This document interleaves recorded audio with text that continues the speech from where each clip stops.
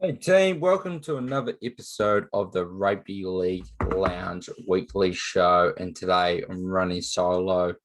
I've been kind of a bit busy this week and thought I wasn't going to be able to get an episode out, but I've got a little bit of time. I'm recording this on the Thursday, so apologies. I was going to do an Indigenous theme because it is Indigenous round. I ended up doing a content kind of like Hall of Fandom on my Instagram instead. So if you don't follow my Instagram, which I think if you're watching this, you probably do. If not, check that out and hey, give us a follow while you're at it. So instead, it's Origin.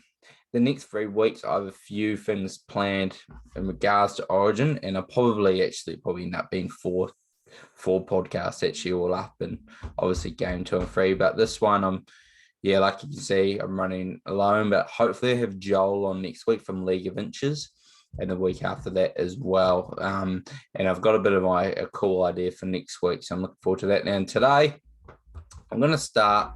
We shouldn't say we're going to start. We're going to base this round. So I'll just bring up the games this weekend.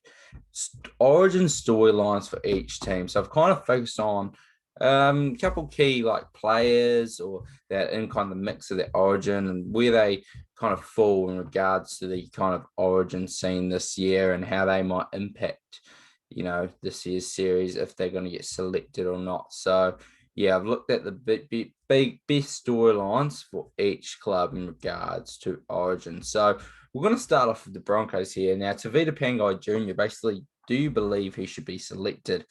Now, I put a post out the other day talking about my stock report saying I'm still keeping my stock that I don't believe the Blue selectors should select Tavita Pangai Jr. Why? Well, you've got so much talent that Tavita Pangai Jr., even though he's got such a high ceiling, is so explosive and he's got the ability to change a game. He can also do that in a negative way as well. And, you think, one game he can, rein it in. But look, has there been enough period of time for me to say that I'm convinced he can? No, I don't know, honestly. And I put that out on Monday. Coming from this, Angus Crichton has been rubbed out. Victor Radley has been rubbed out.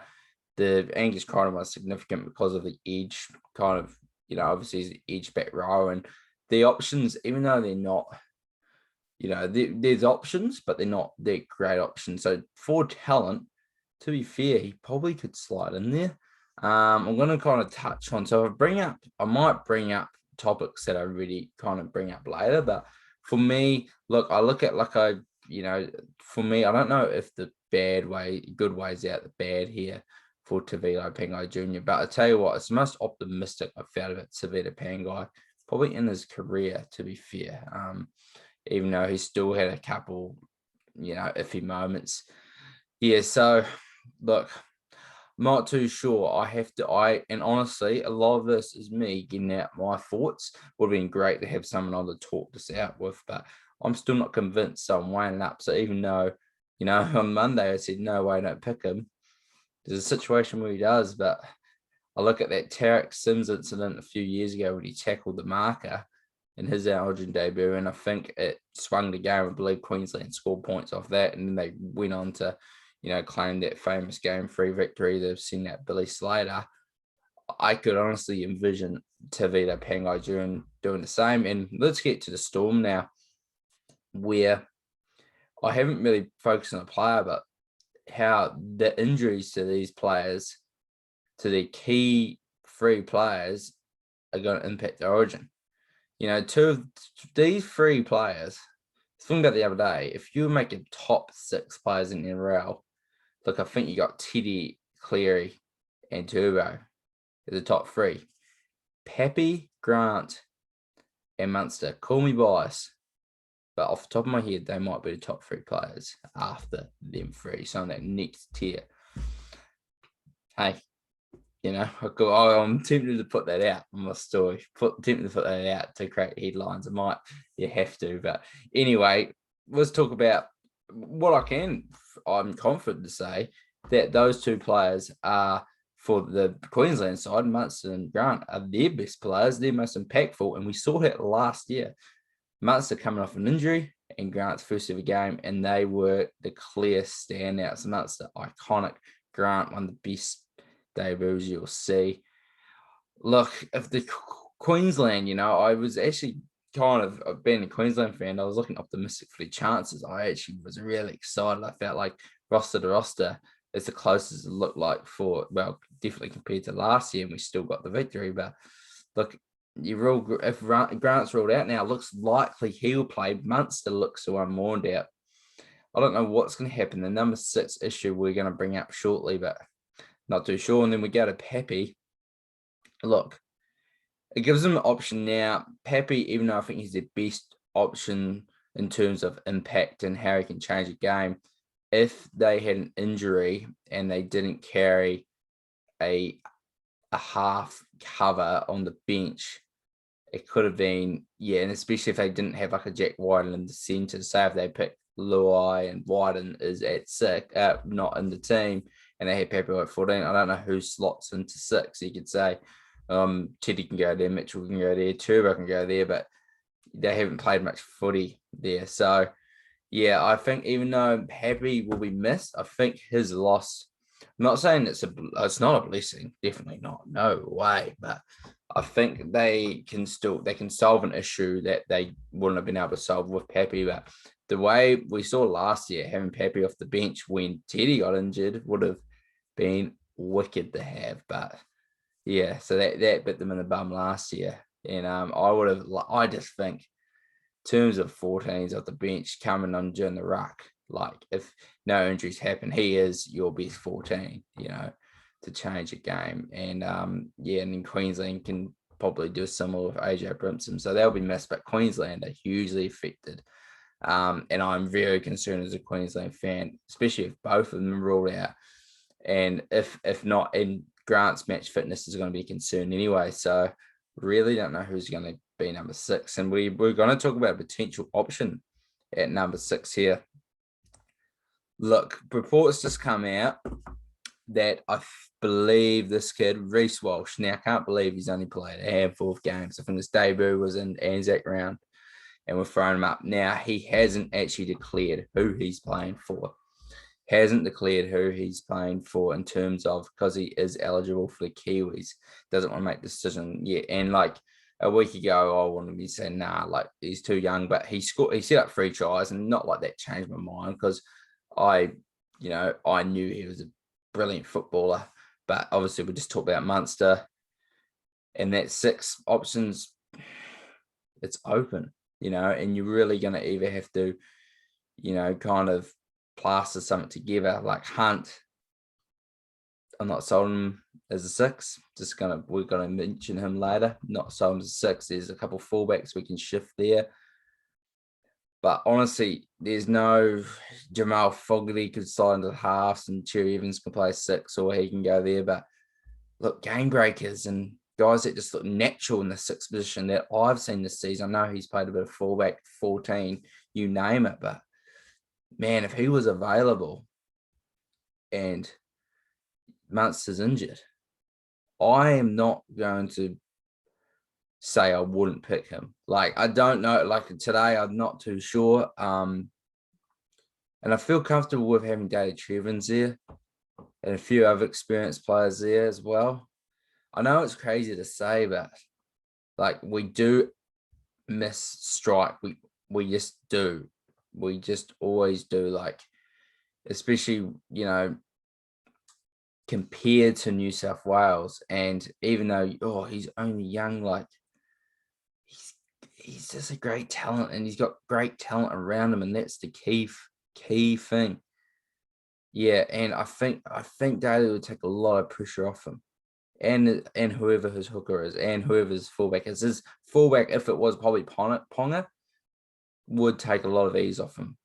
Would often shift that left side and take ease off him. So I think Reece Walsh, if he was available and Munster's injured, look, I wouldn't be surprised. I would be surprised. But if I was a coach, I'd definitely be putting his name in the hat. We're going to go to who they're versing this weekend. It's the Cowboys.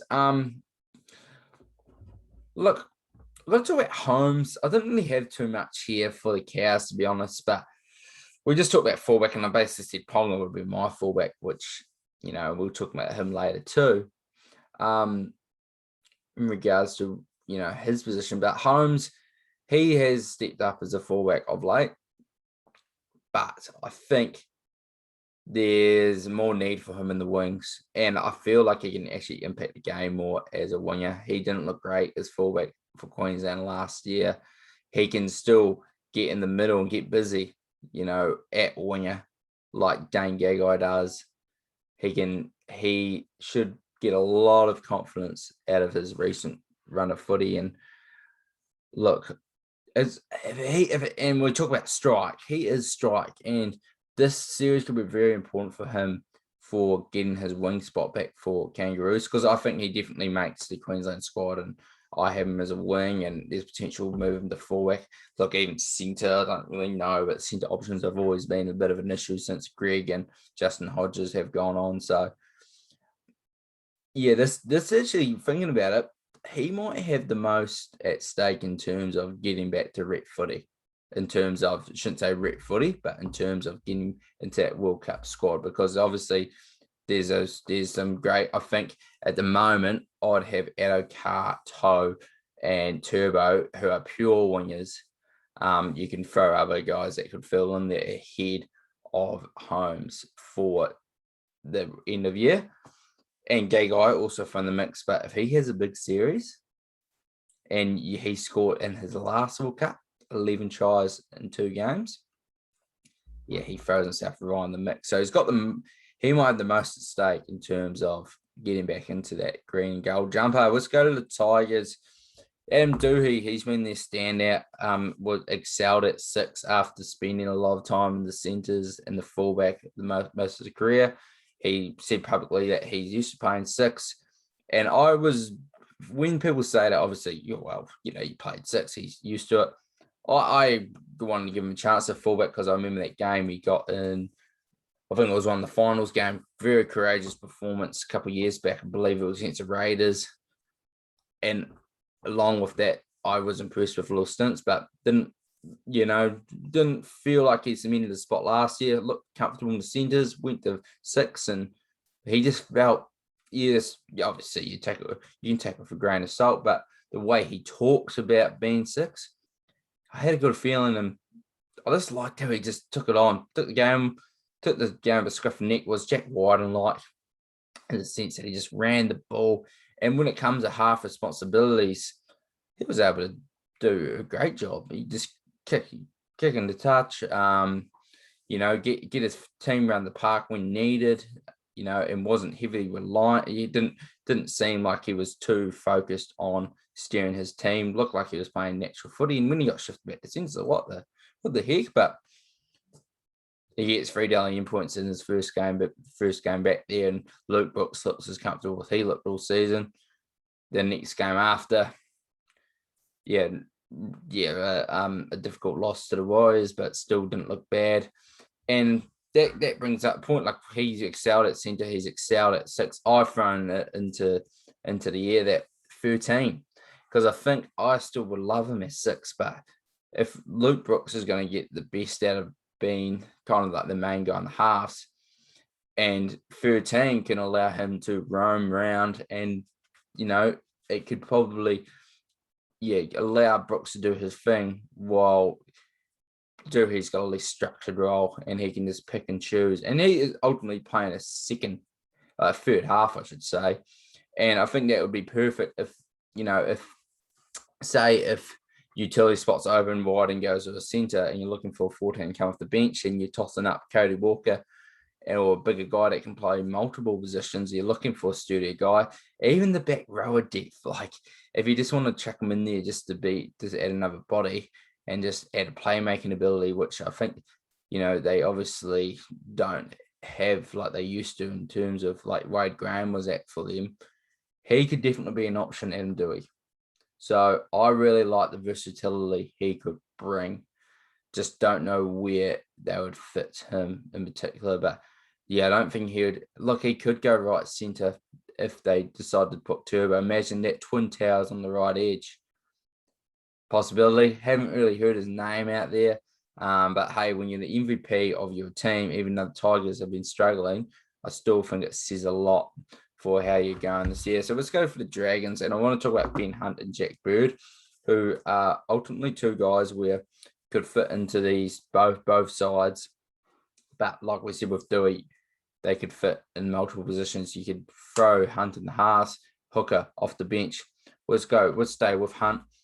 Look, I think if Grant is out, I would like to see him be the Grant of this side and do what, I thought he did a great job last year when he was there. And even when Grant got picked in game 3, I would have liked to see both of them because I reckon Hunt could have gone 9, Grant could have gone for like 13, or even he could be just coming Grant hooker and Hunt the third half.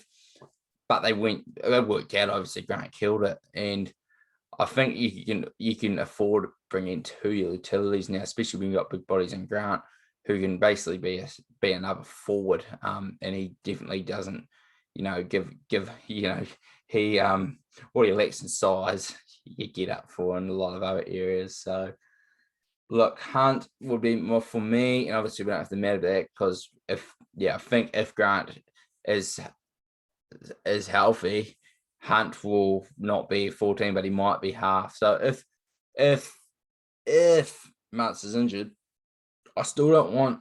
I'm not sold on Grant and sold on Hunt as my 6. I just not. Nah, and look, he's had a bit. This is his best year in the half position for a long time. I was really like, come on, you got to play him hooker. I just thought it was too easy, but he has had some great games, but. Yeah, I don't like the balance of him and Cherry Evans there too. So, especially from a stint we saw in game 2 last year, I know it cured through injury to Munster. Might have been different if he knew he was playing all week there, but not sold. Look, I think I would go for an X Factor option there. Like I said, like a Reece Walsh or someone else we're probably going to bring up later. You don't like the balance. I'd even prefer maybe a Jamal Fogarty because I just think Hunt can still overplay his hand a bit more.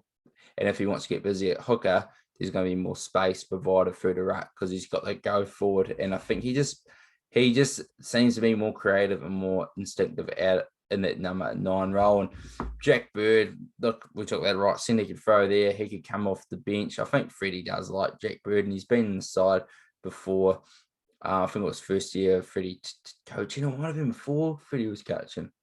Can't remember. He's really come back, and you can show he cares. We saw it last weekend when he was crying after the game, losing a regular season match. And we always go on about players don't care anymore. They're smiling and laughing after being beaten by 60 points. And Jack Bird, no way. He was shattered, absolutely shattered, and he's been really impressive. Arguably the Dragons' best this year. So wouldn't mind if he come off the bench and he could fill multiple positions if an injury comes, or he comes on as a back as a 13, and you don't have to worry about match fitness too much because he'll just go on for a little stint. And he is, like I said, passion. He cares. He wants to be there. He brings you a multi-dimensional skill set. So I don't know if he'd be my option. I've seen his name being thrown out like a smoky, but it's been kind of like, oh, this is like a low key, prediction. But his name's been thrown out so much now that it's definitely not low key. Panthers, how many players are going to get picked? How many players are up in the air for being picked for State of Origin? So, Burden,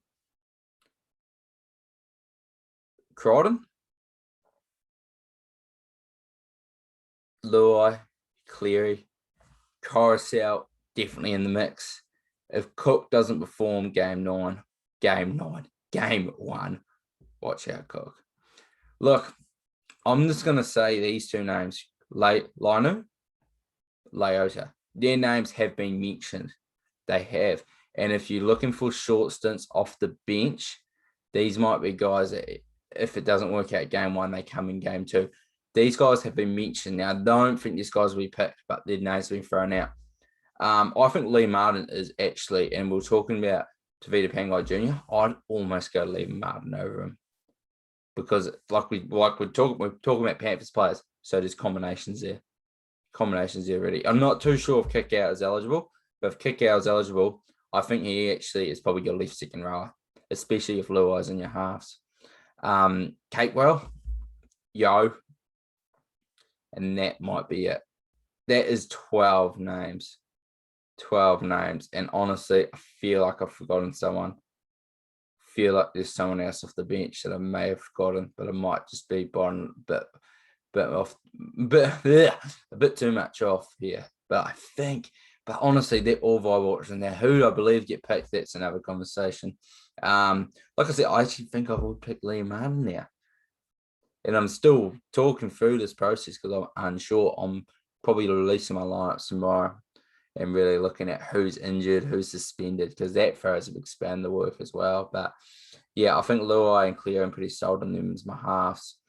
I think Burden has definitely come into the frame, but I think he's going to miss out. I think I wouldn't quite have him in there.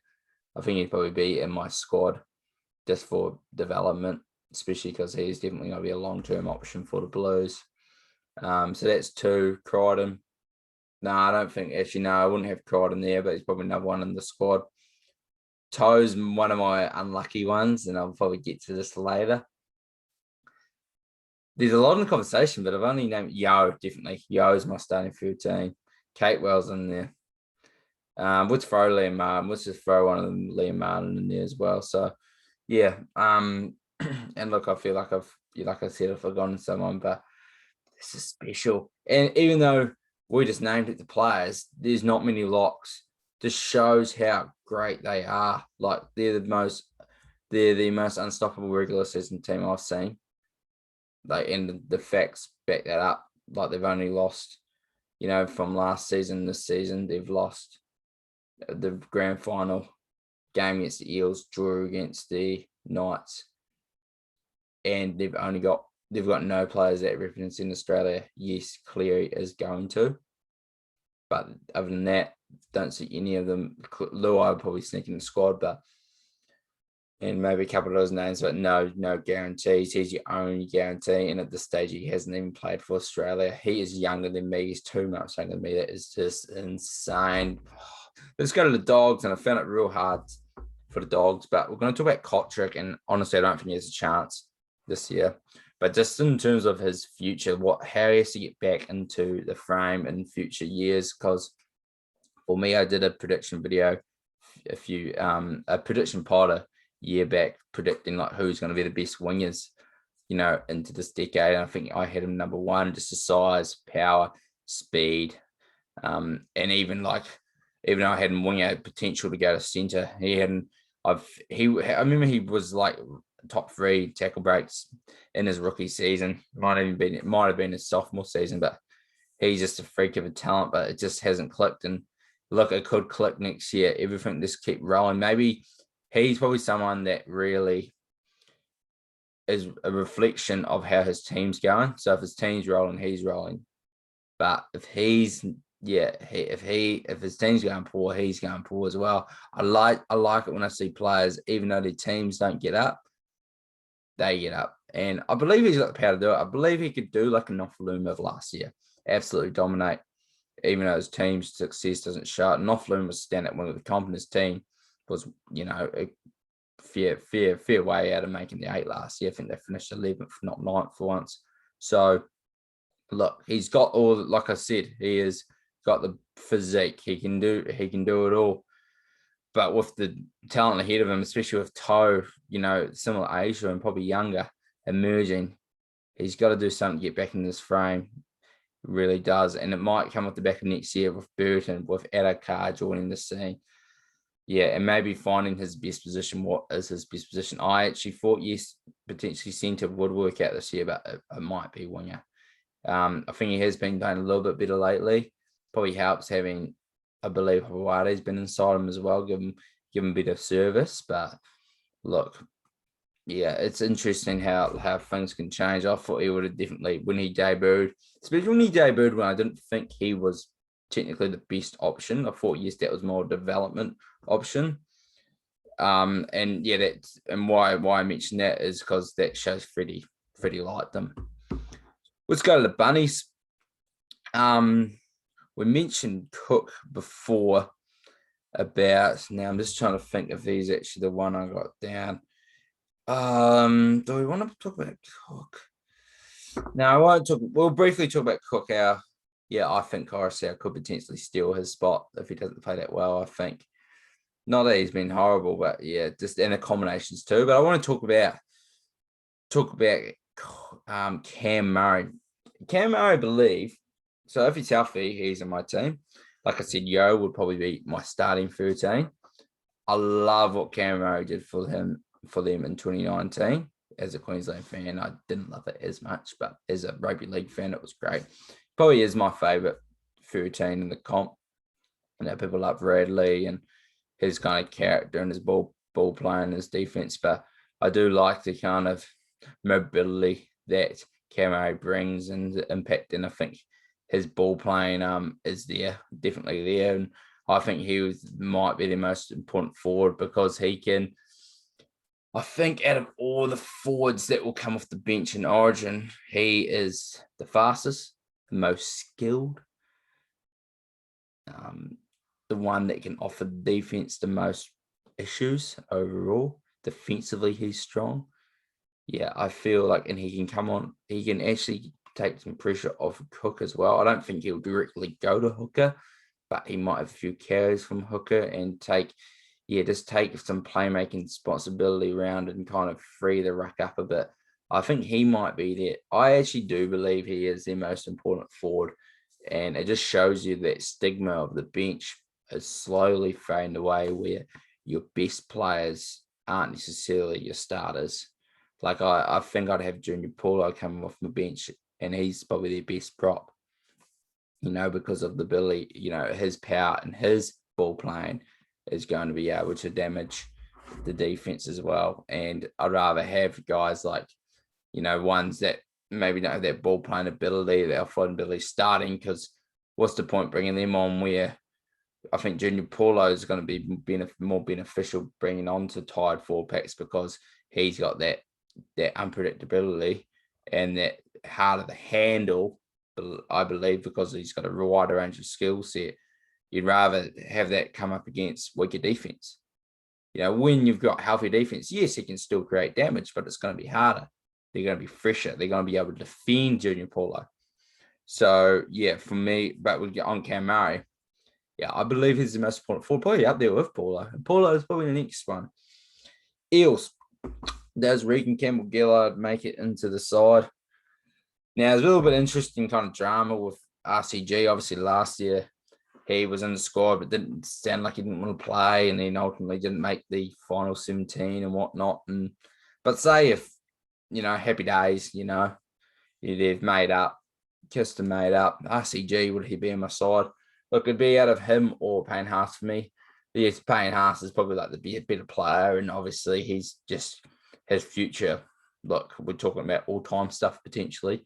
But RCG, I love his size. I love what he can bring. I love the potential offloading game he can bring.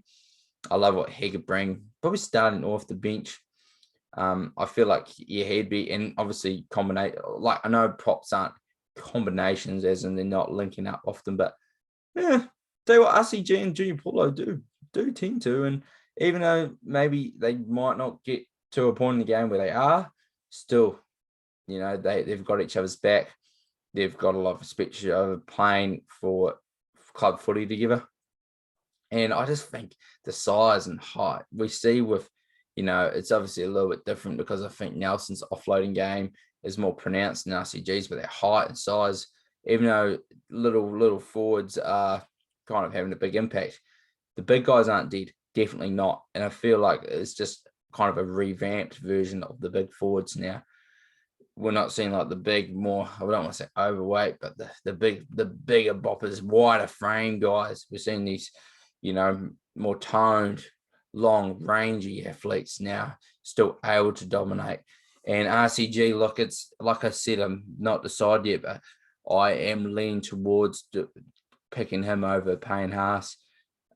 You take a risk because Payne Haas probably might be the better option. Plus, you're developing the future star of your team. But I haven't been like overly sold on him in Origin. He hasn't done enough to like cement his spot, and I think I'd still have Daniel Safidi in there as well. So if I was to get rid of a prop, so say if it's Junior Paulo, Haas, RC, and Safidi, who were your props last year, the one, if I had to take one out, would be Haas. And yeah, Campbell Gillard is definitely there, especially when Haas doesn't need to play 60 to 80 minutes. There can be more rotation. Probably Jake Travojevic is another option there, where these guys are only going to be playing 40-minute stints, maybe even less. Look, I think I am leaning towards RCG, and it's nothing against Payne Haas. It's just it's a one-game mentality for me, and you got so much talent, you can share it around, and I just feel like what RCG brings might be more needed than what Haas brings. I don't know why I'm giving New South Wales all these ideas. Let's go to, I might have skipped though. Let's go to the Roosters. Look, what did I put down for the Roosters? Oh, Tupou. Daniel Tupou. Look, I love Brian Toto. Absolutely love him. I think his season currently is a winger. Don't know if there's much better that I've seen. Honestly, he is so good. And you say, oh, he's playing on the back of, the best, like I just said before, the most dominant regular season team. Nah, he's creating this shit by himself. He is like 200, averaging 250 odd meters at one stage. I'm not too sure how that's his last couple of weeks has impacted that. I think they've been a bit down, but he breaks tackles purely by himself. And yes, he can finish. Yes, even though he's got limitations, he's still able to, be secure under the high ball and win his battle night in, night out. He's been that great. That's why it's so tough. But I think right now I'm just gonna have to do Tupou, and Tupou hasn't done anything wrong. He hasn't. And when he needs to make 200 meters, when he needs to break tackles, he does it. And that height advantage, even though I just said To'o, he does well holding his own, still think they'll pressure him crazy. And I think he is bound to be put under pressure. And is that worth taking a risk for New South Wales to have an instant target there straight away? Like, okay, we know they're absolutely just going to skyrocket this ball down to To'o all night. Because I think they should. They should. I don't know if they will, but I think they should. And hey, they might, and he might just be like, make me eat my words, because like I just said, he can just create something out of nothing. So if they don't if they give him just an inch of space before he runs the ball, maybe, I'm definitely in my words after that. But I just don't know if it's worth taking risks. I feel like outside of halves and fullback probably fall into this. Putting a rookie, having a winger that's a rookie might be the most scary thing to do, because obviously you can target halves and they've got a lot of responsibility and defense can own them. That is, a lot of pressure. But wings, fullbacks, obviously fullbacks are a real key playmaking position now, but wings might be next up, because you can put them in a position where they isolate, like with props, middle forwards, you can work as a team. You can take the big carries. You can sub. You can, you can.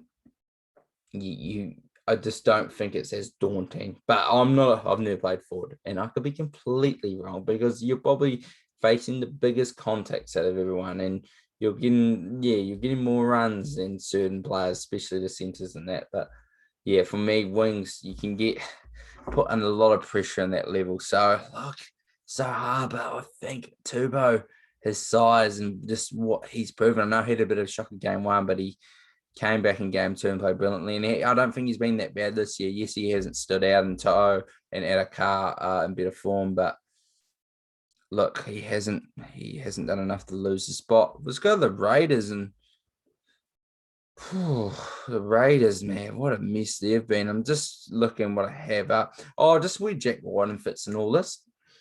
We've heard that. I heard a few things that looks like Freddie's probably going to potentially have him there and at 6. And ultimately, before the season started, I was like, I think Whiten's going to be my guy to have the 6. I think we saw with Walker and Carey that, I think size does matter in a way, and they haven't. And even though you think, oh, don't think about that too much, but they didn't do enough in their strengths and positives and all that to warrant them as locks for the position. And I think Wyden, I think he's just got an ability to, like we saw, he won Clive Churchill medalist, he's won the Dally M, and that was controversial and all that, but he is a 6 now, obviously for a couple of years, so it's not like putting him out of position. He's comfortable in this position. His partnership with Cleary would be interesting as well. He might have too much responsibility at Canberra, and maybe that's why he's not having a great season. So I understand it. What I have in there, look, like I said, he was my option. I wanted him as my 6, but Lua has been so good in combinations. Look, I think ultimately it's going to be him. If Pepe's out, I think for the 14 option is going to be the 2 6s, 2 other 6s other than Lua, and that's Walker and Whiten. I don't also think centre. I think last year, the year before, he was there because purely his defense. Last year he didn't turn up, and then on attack, look, he can't compare to Latrell Mitchell on attack, or Tommy Turbo. So I wouldn't have him there at centre. So I think he's either your starting 6 or your 14 for me. We're finally getting there, guys. We've got probably 4 more teams to go.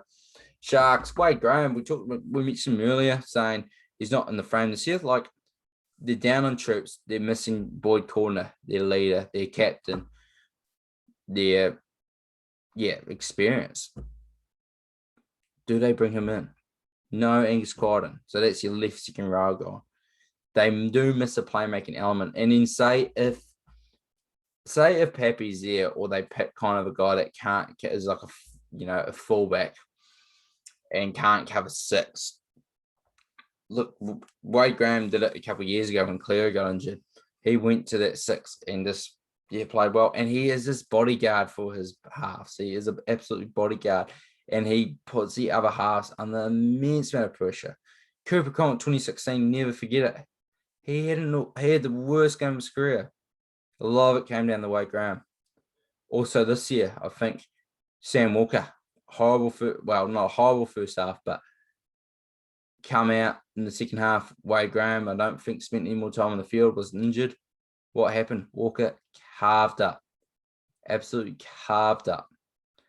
Even though he's not the same Wade Graham, he brings so much to this team and so much to this team that they don't have. Could he be an option? I've just realised, I know it's not the last game of the round, but could he be an option? I honestly think he should be in the frame again. And I think last year he was in the same boat. He wasn't playing great footy.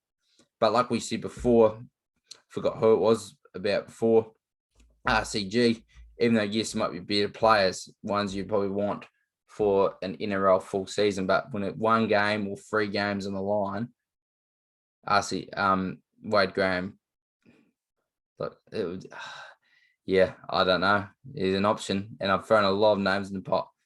I'll probably thrown 25 names. I have said to say, I'll pick them. So can't fit them all in. But look, like I said, I'll confirm my selections later in the week. But Wade Graham would definitely consider it. Now the Titans, Fodawaker, he has become very important. At one point in the season, I didn't even have him in my team, and I love Fodawaker, but he didn't have a great origin last year, and Lindsay Collins was tremendous. He was looking fantastic. Papali, Tino, Welch probably the form prop in the comp. So how's Fodawaker got to get in? And I think, you kind of can compared to how it used to be, you obviously got less middle forwards. Now, no Papa, no Lindsay Collins. Tino's probably not carrying the best of form. You've got no really explosive big forward in there now. He becomes very important, and they're probably going to have to bring in a forward there that hasn't played much, hasn't got much experience there too. So he could potentially be starting. He is very crucial. I like Fodawaker. He's got a few bad habits in his game. Could be a redemption game for him. So he's a guy, and this will be crucial. This will be one of those ones where he might, because I think he's going to play game 1.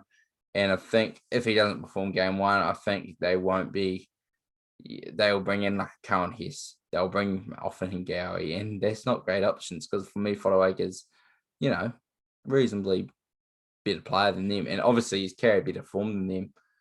But that's the ruthless business of Origin, and he just might not have that skill set that the Queensland need to get over them. But I think he becomes very important. He's not going to be Papali'i, but he's going to have to be close to what Papali'i brings, and that's hard. But hey, it's Origin. Someone's going to stand up. There's a lot of pressure. I'm not expecting him to be Papali'i, but I'm expecting him to bring his best. And honestly, I have seen this guy just chug meters, pose a lot of problems with defense. He's a powerful guy. He won the Titans by the end 2019 and was well deserved of that. But he's come more important than, like I said, I don't even think I had him on my team. So now he's potentially the most important forward for Queensland. You could argue there's a lot you got for feeders, but I think end of the game, you got to get that go forward, and he might be the one that's going to consistently get that go forward for me. So, yeah, we'll see. We'll see what happens. Let's go to the Knights. Now, Ponga at 6. Now, we'll talk about X Factor at 6. I've brought it up a few times already. I wasn't sold as Ponga as a 6 when he had a little stint there back in 2 years prior. But it's we'll talk about one game, and he does like to shift that left side a lot. They could definitely form a structure, form a game plan, a style that, kind of focuses on Ponga's skill set, and he's not really playing a traditional 6, and it's kind of like a roaming player. You have just two roaming fullbacks, and maybe have Brimson there at fullback or Holmes here at fullback helping. But look, I don't hate it, and this is obviously talking if Munster's out. If all is healthy, there has been talk that Brimson goes to fullback and Ponga goes to 14. I prefer Brimson as the 14. I think he suits that role better than Ponga, and I think it's just a more natural fit. Brimson going there. I think Brimson will bring the same issues that Pepe would have brought for the Queensland defense, and same with Brimson for the New South Wales defense. So I think Ponga. Yeah, and ultimately, I think he's got tougher over the years. There's an effort level that's definitely been enhanced too, and that's probably going to help him potentially defending that line as well, if need be. So I'd have Ponga. I think at this stage, if Munster's out, I think he would be my front runner for the 6, and I don't love it. Can't say I do, but yeah, thinking about it out loud, I think he'd be my option at the moment. Yeah, because I think, and it just gives us the opportunity to still keep that ball. Because when we bring him there, I prefer having, you're going to bring another X Factor at the back, Brimson. Like, you want him on the ball all the time. If you brought in a Hunt, in that, like, nothing gets Hunt, but where he's getting that ball as number 6, it's more threatening having Ponga and Brimson 6-1 than Hunt at 6 and Ponga at 1. I just I think we've got to try to scare this New South Wales team. We've got to play an exciting style, and hopefully we can do that this year. The rules might prevent us from that, but we'll just see. Lastly, Seagulls, Schuster. This is definitely one that hasn't been kept too quiet, but look, Smokey, talked about before, we need the New South Wales. They missed that playmaking element. They're missing left second rower. Obviously, he doesn't bring the experience, but what I can tell you, what he brings, he looks very comfortable. He's got a tempo to his game where he can slow down, speed up. He's got something about him. Ultimately, for me, I'm either picking him or Wade Graham on that left edge, I think. So I think right edge is Frizzell. Left edge is not quite. I don't think I'd put Cam Murray on an edge. I don't think I would. No, I'd have him in his best position. I wouldn't, take away from his game. I think on the bench, I'd probably have Liam Martin or Tavita Pangai Jr. or kick out, depending on eligibility. If Keka's available, I'll probably have him as my left second rower. And yeah, I think, look, and then you probably have two middle forwards. You'd have a utility. Yeah, I don't think Kiki has made himself eligible. I should have checked this, but I definitely is one of those ones I put him as a guy that one of the 10 best players not to play New South Wales a couple months back, and someone said, no, he's not eligible, and haven't really seen his name thrown out. So let's say he's not. I think I have Liam Mail on the bench, and then Wade Graham and Schuster, and find out the left edge. And look, you got to look at the future. Wade Graham might be one of those got well, Crichton would be back too. So I'm about to say Wade Graham would be that guy. Maybe I throw in if things turn pear shape. But like Schuster, I think honestly, I'm leaning towards it. And you know what I love talking about New South Wales is because if Queensland, I think a bit more logical. I think I'd try not get carried away with New South Wales. I think it's on my team. Let's get fun with it. And I just like, Schuster's just got that something about him. And watching him, like I said at the start of the year, I didn't actually watch too much of him. I've watched a bit of him now, and I do see the hype. He is unreal. There's something special about him. Will he be a 6? Will he be a each second row long term? I'm not too sure. I quite like him as each second row because he brings something that not many other each second rowers bring. So I only like him and Wade Graham and Elliot Whitehead and Kenny Bromwich kind of bring what he brings. So even though at 6 he's got more opportunity to be on the ball, you can still get a 6 that can play make and create havoc where there's limited opportunities for a second rower to do what he does. So yeah, it's one of those hard balances. But in terms of Origin, built for it, as they say, built for it. So I think you might be seeing him in the lineup coming in the next couple of days. So that's going to do us today. Hey, sorry guys, let you down. No guest today, but I actually really enjoyed. Once I got going, I thought this was going to be really short, almost an hour later. But I hope you guys enjoyed. I'll be posting snippets throughout the week as well. More Origin stuff to come. I might be a bit quiet this weekend on the old Instagram as I'm away on the weekend. So, hope you guys understand. And, enjoy the footy team. Have a good one. Cheers.